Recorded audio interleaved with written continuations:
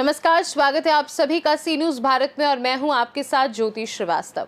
देश की सियासत में फिलहाल ऑपरेशन सिंदूर और पाकिस्तान जैसे मुद्दे चर्चित हैं, पर अगर बात देश के सबसे बड़े राज्य यानी उत्तर प्रदेश की करें तो 2027 को लेकर तैयारियों का दौर जारी है। जहां एक तरफ भाजपा योगी के नेतृत्व में उत्तर प्रदेश में हैट्रिक बनाने को आतुर है, तो वहीं सपा ने 2024 के लोकसभा चुनाव में 37 सीटें जीतकर अपनी रणनीति पुख्ता दी है। पर एक पार्टी और संगठन लगातार अपनी ऊर्जा और जन समर्थन को लेकर खासी चर्चा में है और उनकी तैयारी 2027 में बदलाव करने की है। जी हां, हम बात कर रहे हैं आजाद समाज पार्टी और उससे जुड़े संगठन भीम आर्मी भारत एकता मिशन की, जो अपनी जड़ें लगातार मजबूत कर रहे हैं। इसी रणनीति की व्यवस्था और गहराई समझने के लिए हमारे सहयोगी गौरव श्रीवास्तव ने भीम आर्मी के राष्ट्रीय अध्यक्ष विनय रतन सिंह से खास बातचीत की। देखिए ये रिपोर्ट। जो चला है राह अकेले सारा जग उस पर हंसा है, जो चला है राह अकेले सारा जग उस पर हंसा है और इतिहास भी गवाह है, उसी ने इतिहास रचा है। इतिहास रचने वाले भीम आर्मी अपनी संघर्ष, रणनीति और मेहनत के दम पर लगातार आगे बढ़ रही है और कहीं ना कहीं इसका सूत्रधार भी होना बहुत ज़रूरी है। और फिलहाल इसके सूत्रधार जो लगातार चर्चाएं करते हैं, लोगों का यहाँ पर प्रतिनिधित्व करते हैं, वो तो सांसद रहे, पर अब यहाँ पर बागडोर मिली है विनय रतन सिंह को, जो कि भीम आर्मी के राष्ट्रीय अध्यक्ष हैं। अब उनसे जानेंगे कि आखिर अब भीम आर्मी की क्या नीति है, क्या रणनीति के तमाम विषय इस समय चर्चा बने हुए हैं। क्या बोलेंगे बौद्ध बिहार वाले मामले पर बिहार में लगातार सनसनी बनी हुई है और एक प्रकार से आमने सामने का ये मामला नजर आ रहा है। देखिए, सबसे पहले तो आपके चैनल का धन्यवाद, जो भारत की विरासत में जो अंगीकृत है इस देश में, उसकी आप आवाज़ उठा रहे हैं और पूछने का काम कर रहे हैं। वरना भारत में आज ऐसी बात को पूछने की कोई हिम्मत नहीं कर पा रहा है। भारत एक बुद्ध का ही देश है। तथागत बुद्ध यहीं पैदा हुए, यहीं उनको ज्ञान मिला, सब चीज़ यहीं हुई। आज उनके बौद्ध विहार को बचाने को लेकर के बड़ी लड़ाई चल रही है। एक एक्ट है जो 1949 में बीटी एक्ट बना था, उस एक्ट के तहत एक कमेटी है जो उसका रख रखाव करती है। हालांकि देश में चाहे वो मंदिर मस्जिद हो या फिर गिरजाघर हो, गुरुद्वारे हों, सबकी अपनी कम्युनिटी जो है वो उनका रख रखाव करती है, लेकिन वहाँ पर गैर बौद्धों का कब्जा है और गैर बौद्धों के कब्जे के साथ साथ वहाँ की जो पूजा पद्धति, बुद्ध की पूजा पद्धति जो होनी चाहिए वो नहीं है।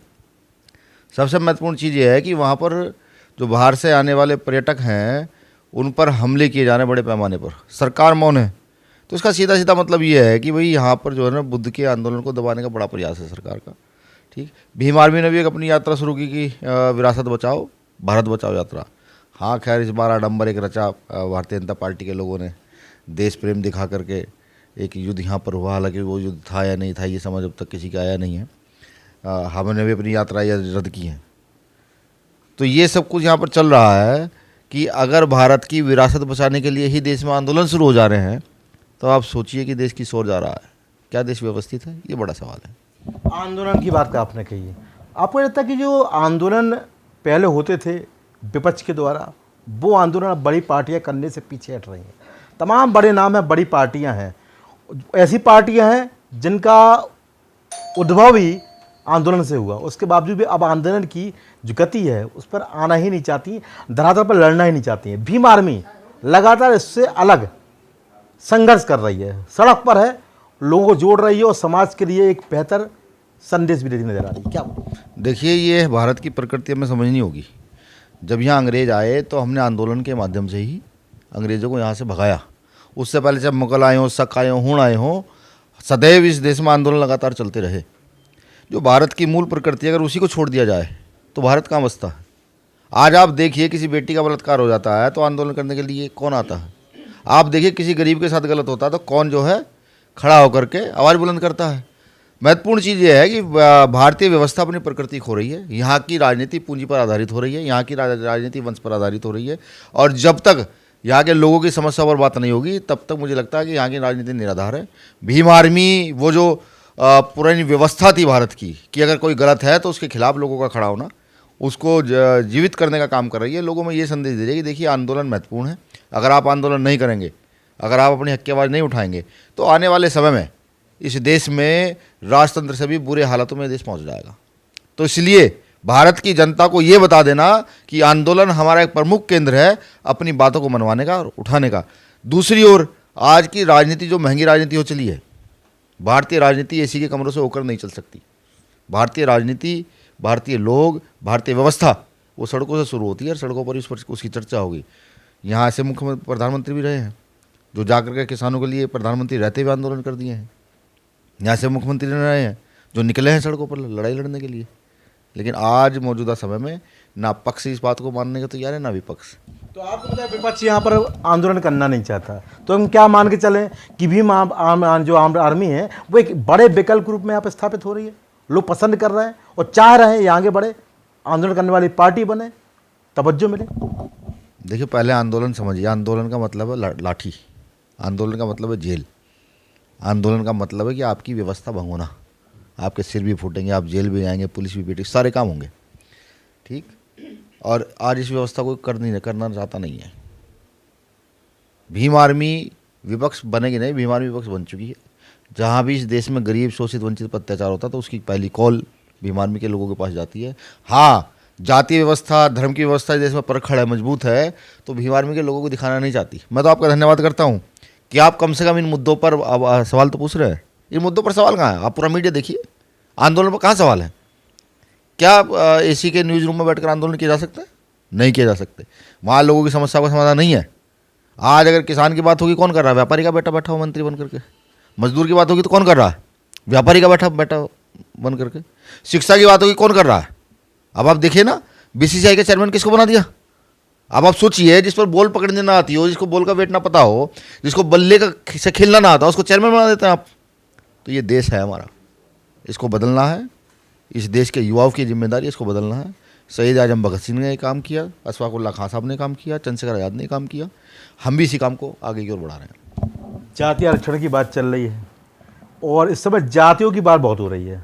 समाजवादी पार्टी लगातार पीडीए बता रही है, कभी पीडीए से पत्रकार बोलती है, कभी पीडीए से पंडित जी बोलती है। और अभी हाल में राष्ट्रीय महासचिव रामगोपाल यादव का बड़ा बयान कि सेना में भी पीडीए है। वो कह रहे हैं सूफे के अल्पसंख्यक है, व्योमका सिंह जाटव है और अवधेश कुमार भारती एयर मार्शल हैं, वो यादव हैं, यानी पीडीए। उन्होंने सेना में पीडीए डाल दिया।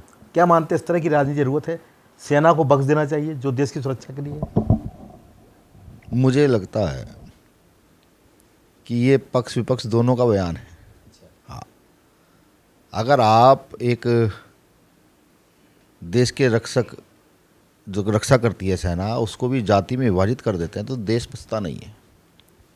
वो जो बहनें थी जो उन्होंने वहाँ पर जाकर काम किया, ये काबिल तारीफ़ है। इसको जाति में नहीं बांटना चाहिए। राम गोपाल जी का ये स्टेटमेंट जो है ना, मुझे लगता है उनका स्टेटमेंट नहीं है।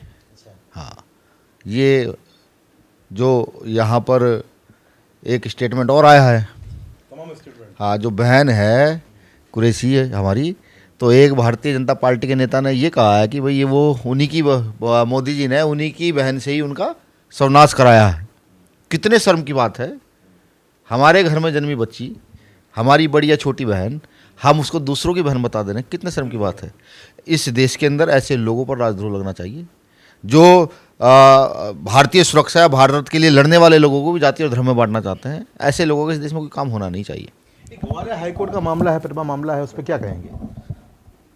देखिए, डॉक्टर बाबा साहब अम्बेडकर यहाँ पर संघर्ष करके बल पर विदेश से जाकर लोग करके आए थे।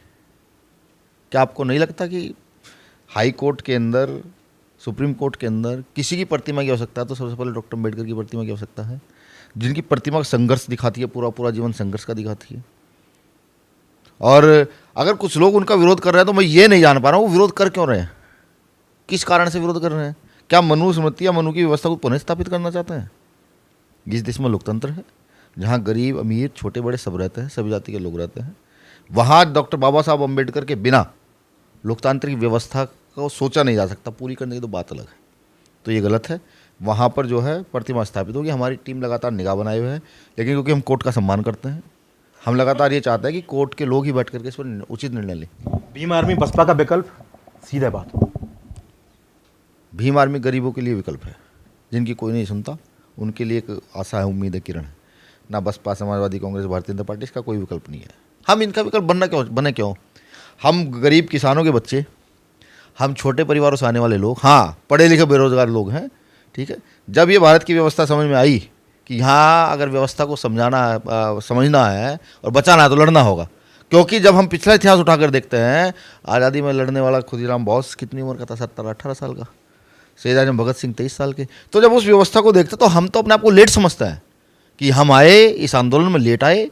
आने वाली नस्ल को इस आंदोलन में 20 साल, 15 साल, 16 साल, 18 साल की उम्र में हमारी तैयारी है कि अगर ये जातीय व्यवस्था इस देश को कोड की तरह खाती रहेगी और बहन कुरैशी जैसी बहनों को या जो बहन एक और थी उनको जाति के नाम से डिनोट किया जाएगा, तो आने वाले समय में इस देश का बच्चा 15 साल के बच्चे को विमान में तैयार करेगी जो सरकार के खिलाफ होकर मुखर होकर अपनी आवाज़ को बुलंद कर सके और लड़ने के लिए तैयार हो सके। बीजेपी कहती है सबका साथ, सबका विश्वास और सबका विश्वास। समाजवादी पार्टी समाजवाद पर चलती है, कांग्रेस की अपनी नीति है। भीम आर्मी का विचार क्या है जो आप चाहते हैं कि लोगों तक पहुँचे? देखिए, गरीब, शोषित, वंचित, यहाँ की वो जातीय व्यवस्था जो सदियों इस देश में गुलाम रही है, यहाँ के वो लोग जिनमें क्षमताएं तो हैं लेकिन जाति के नाम पर जिनको लगातार दबाया जाता है, ऐसे कई उदाहरण हैं। अभी आपने देखा होगा कि दिल्ली में रितु का एक आंदोलन चला, डॉक्टर रितु का एक आंदोलन चला था, उनको परमानेंट नहीं किया गया। डॉक्टर लक्ष्मण यादव का एक आंदोलन चला। उस आंदोलन से हटकर मैं आपको एक आंदोलन बताऊं कि हमारे यहाँ के जो प्रदेश अध्यक्ष हैं, खुद PhD होल्डर हैं, टॉपर, जिस मुरादाबाद यूनिवर्सिटी में वो पढ़ाते हैं, वहाँ पर भी ऐसा ही हुआ। उनको 2-3 साल वहाँ पढ़ाते हुए हो गए, क्षमता सब कुछ, सब स्टूडेंट सहमत, पूरा स्टाफ सहमत, लेकिन उनको वहाँ परमानेंट नहीं किया गया। कुछ संघ के लोग आते हैं, उनको लगातार परमानेंट कर दिया जाता है। ठीक, ये व्यवस्था यहाँ की है। तो आपके मुताबिक योग्यता जहाँ पर होती है वहाँ पर वजूद यहाँ पर नहीं दिया जा रहा है, तवज्जो नहीं दी जा रही, सीधा बोलते हैं। जाति के आधार पर योग्यता को वजूद नहीं दिया जा रहा है। यहाँ पर जाति अगर आपकी श्रेष्ठ है और आप संघ के, बीजेपी के किसी रिलेटिव के मित्र, दोस्त, भाई बंधु हैं, तो आपकी योग्यता हो ना हो, आप योग्य हो जाते हैं। लेकिन अगर आप जाति से भी से निम्न है और आपका कोई संपर्क नहीं है, और ख़ास तौर से अगर आप फुले साहब अम्बेडकर की व्यवस्था के लोग हैं, अगर आप बराबरी की बात कर जाते हैं, तो आप कितने श्रेष्ठ हों, फिर आपको निम्न श्रेणी में रख दिया जाता है। आखिरी सवाल रहेगा, 27 का चुनाव महत्वपूर्ण चुनाव है, सबकी अपनी अपनी दावेदारी है। अखिलेश यादव की समाजवादी पार्टी 37 सीट लेकर अपने उफान पर है, कांग्रेस की अपनी तैयारी है, 1989 के बाद यहाँ पर फिर परचम लहराना चाहती है, गठबंधन की चर्चाएं भी तमाम हो रही हैं। भीम आर्मी क्या किसी गठबंधन में जाने का प्रयास करेगी या बिल्कुल एकला चलो की नीति पर चलेगी और दिखा देगी कि वास्तव में भीम आर्मी की पहुँच जन जन तक है? देखिए, हमारा राजनीतिक संगठन है आज़ाद समाज पार्टी काशीराम, ठीक, और भीम आर्मी ने उस राजनीतिक दल के तहत भीम आर्मी के पहले कार्यकर्ता भाई चंद्रशेखर आज़ाद जी को MP जिता करके मेंबर ऑफ पार्लियामेंट बनाया, ठीक, और अकेले दम पर बनाया।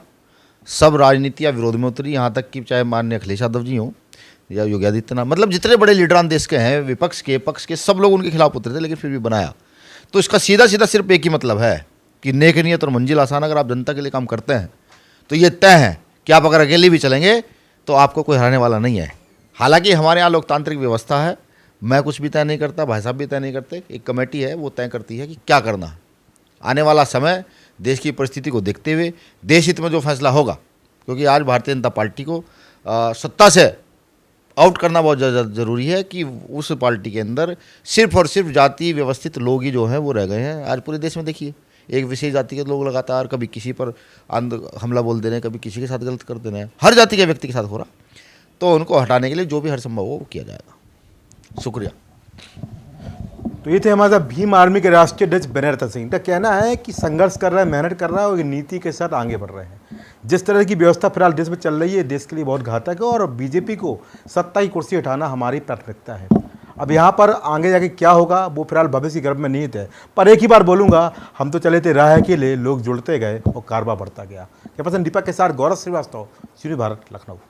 फिलहाल के लिए खास रिपोर्ट में बस इतना ही। देश दुनिया की बाकी खबरों को जानने के लिए आप देखते रहिए सी न्यूज़ भारत।